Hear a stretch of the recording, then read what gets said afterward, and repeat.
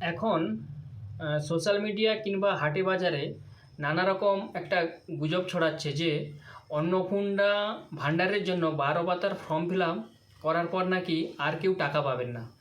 BJP নাকি মানুষকে ঠকিয়ে দিয়েছে। আগের সরকার নাকি ভালো ছিল, কারণ অন্তত 1,500 টাকা দিত, ইত্যাদি ইত্যাদি।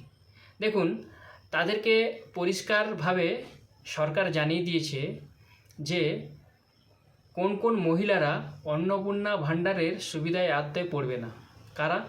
যারা সরকারি বা আধা সরকারি চাকরির সঙ্গে যুক্ত, যারা ইনকাম ট্যাক্স রিটার্ন ফাইল করেন, যারা ভারতীয় নাগরিক নন অথবা পশ্চিমবঙ্গের বৈধ ভোটার নয়, আর যারা SIR 2026-এ ডিলিট হওয়ার পর ট্রাইব্যুনালে CAA এর মাধ্যমে আবেদন করেননি।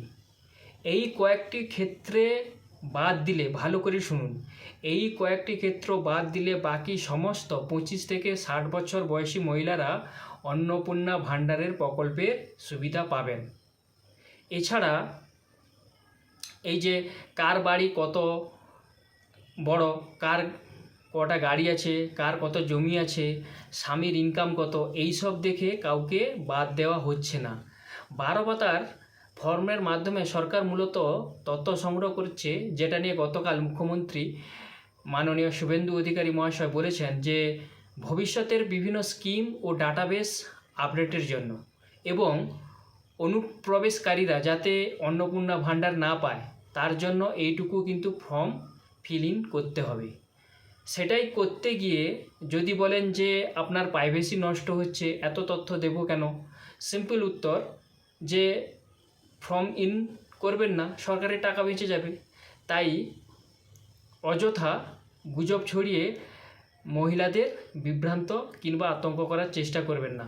পারলে সাধারণ মহিলাদেরকে ফর্ম পূরণ করতে সাহায্য করুন। আর হ্যাঁ, এটা সবাই মাথায় রাখুন যে এই ফর্ম প্রত্যেককেই কিন্তু ফিল আপ করতে হবে। যারা আগে থেকে লক্ষ্মী ভাণ্ডারের সুবিধা পাচ্ছেন তাদেরও, এবং ফর্মটা কিন্তু ফিল আপ হবে অনলাইনে এবং অফলাইনে, দুভাবেই করা যাবে, এবং কিন্তু 90 দিন সময় পাবেন। আশা করছি সবাইকে বোঝাতে পেরেছি।